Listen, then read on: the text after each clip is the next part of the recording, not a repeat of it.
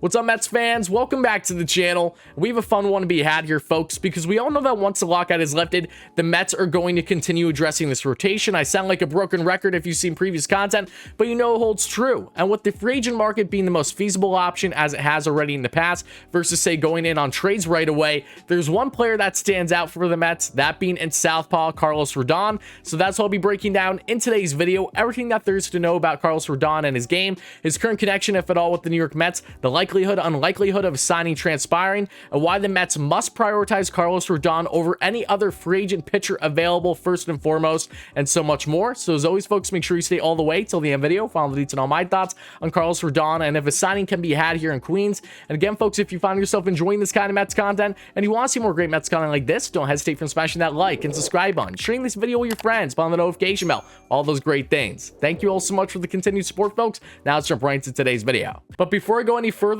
I have to let you guys all know that today's video is brought to you by DraftKings Sportsbook. The NFL playoffs are here, folks, and DraftKings Sportsbook, an official sports betting partner of the NFL, is kicking things off with a huge offer. Counting down to Super Bowl 56, new customers can get 56-1 odds on any NFL playoff team to win their game. Bet just $5 and win $280 in free bets if your team is in fact victorious. Yeah, that's right. Bet just $5 on any NFL playoff team, and DraftKings Sportsbook is giving new customers $280 in free bets if their team does in fact win. And if Sportsbook isn't available in your state, you still have something to be playing for this NFL playoff weekend. Everyone can play for huge cash prizes with DraftKings Daily Fantasy Football Contest. And DraftKings is giving all their new customers a free shot at millions of dollars in total prizes with their first deposit. So at this point, what are you waiting for, right? Download the DraftKings Sportsbook app right now, use my promo code LGM, and get 56-1 odds on any NFL playoff team. Bet just $5 and win $280 in free bets if your team wins. That's promo code LGM at DraftKings Sportsbook,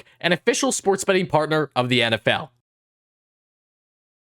All right, folks, if you've been following WardyNYM throughout the offseason, then you're well aware that I've discussed Carlos Rodon in either separate live streams or videos, all in the playlist in the description down below if you'd like to check it out. But I haven't discussed him in a singular video solely about himself. It's long overdue because the Mets have been more active than not in the free agent market pre-lockout, and this doesn't denounce the idea of going after pitchers via trade, because reports are suggesting the Mets may do just that should they make Jeff McNeil available via trade. But there's a lot of hurdles you have to get into to make something happen there versus a free agent market that's most feasible, where you could just throw Steve Cohen's money at a bunch of guys, something that he has been beyond willing to do to this point. And when looking at the pitching market free agency wise, Carlos Rodon does stick out, and for good reason. But the question is, have the Mets shown interest in Carlos Rodon? Is he someone that makes sense for the Mets?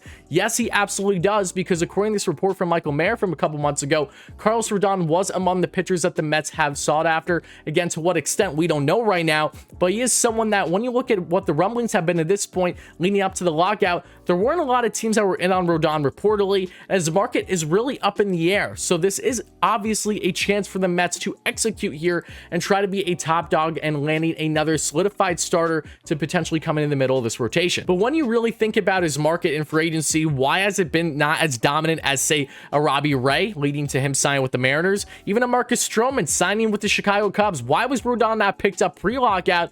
Well, one of those reasons very well could be the obvious, the elephant in the room, his injury history. Carlos Rodon is a big wild card. First and foremost, when you look at how his history has been in the MLB, he's been dealing with some significant shoulder injuries all throughout the entirety of his career.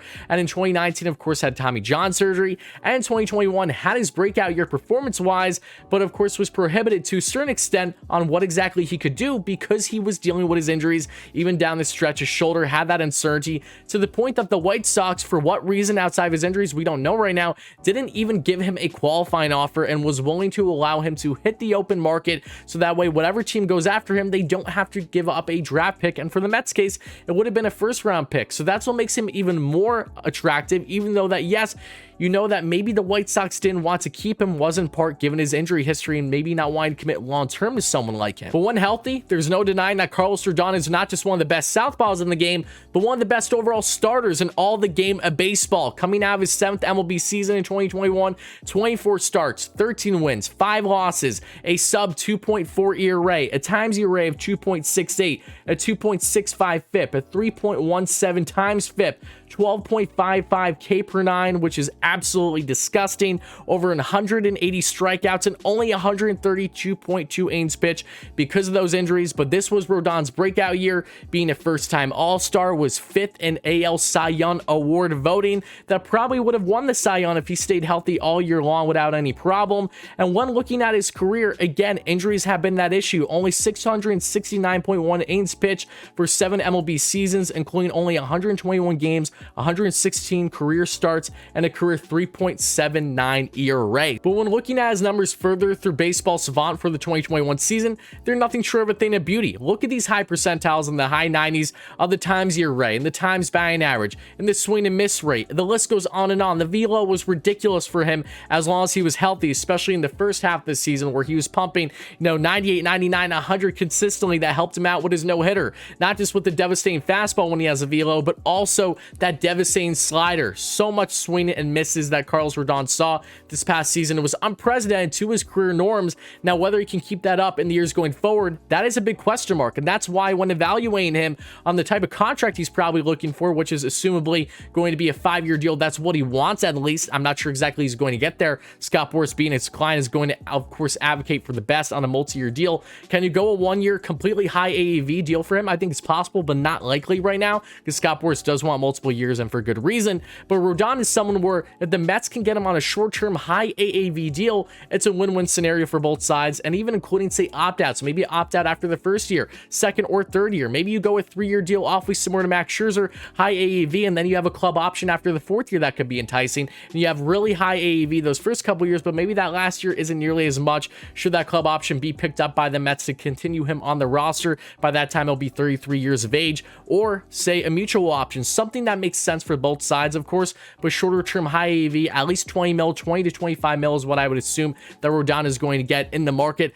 And can the Mets outbid other clubs? Of course they can, but that's where you have the opt-outs that come in key. The Mets went far above and beyond for Max Scherzer at 40 plus mil AAV per season, and they did a lot more than they even had to do because the Dodgers, Giants, etc. weren't even close, but they were making a statement. The Mets can clearly do that again with Carlos Rodon, as long as they are willing to do it on, say, shorter mid-level deal, and as long as Rodon is willing to do that too. If he's looking for the bag, if he's looking for potentially a couple years at least in New York in a win-now stage with Steve Cohen, Billy Epler, everyone involved, trying to bring a winning championship caliber club to the New York Mets for 2022 and beyond, that is where, yes, you're going to have things making sense a lot. Money-wise, Steve Cohen can outbid anyone. So if the Mets are going to prioritize Rodon, which they showed interest in, again, pre-lockout, they're going to prioritize the lefty. This is the guy to go after pitching-wise, first and foremost. And what separates him versus, say, a Clayton Kershaw that we discussed in previous videos is that Kershaw is not in the prime. He's in the latter half of his career. And again, the likelihood of the Mets landing Kershaw is far slimmer based on his location and location alone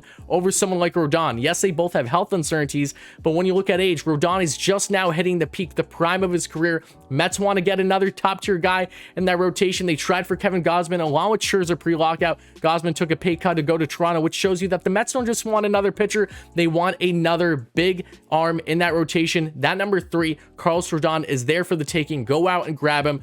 Throw that bag over a shorter term deal, make something happen. I do believe that this is beyond feasible. And of course, that health is going to be uncertainty. But for a team that's in a win now right now, knowing that the potential upside that you get, it completely outweighs the potential risk in my mind for Rodon, as long as you don't go 5 years. I think 5 years is definitely something I would be reluctant doing the Mets side of things. But say 2, 3 years, maybe a club option after one of those years, I think does make a lot of sense, not just for the Mets, but for Rodon if he is in fact trying to prioritize the bag in his prime right here and right now. But Mets fans, that's going to do it for this video. So let me know all your thoughts in the comments below. How do you feel about Carlos Rodon coming to the New York Mets? Do you think he should be priority number 1 over any other pitcher via free agency, at least the way that I wholeheartedly do? Or do you think that there's better options out there, maybe more durable, reliable options that aren't necessarily high ceiling, but are guys that can, of course, bring benefit and just give you solid innings every 5th day? Whatever it is, let me know all your thoughts in the comments as always. And again, folks, if you found yourself enjoying this kind of Mets content and you want to see more great Mets content like this, don't hesitate from smashing that like and subscribe button, sharing this video with your friends, put on the notification bell, all those great things. Thank you all so much for the continued support, folks. Help us get a 13K subs for our next short-term goal, and I'll talk to you later. Let's go Mets, baby.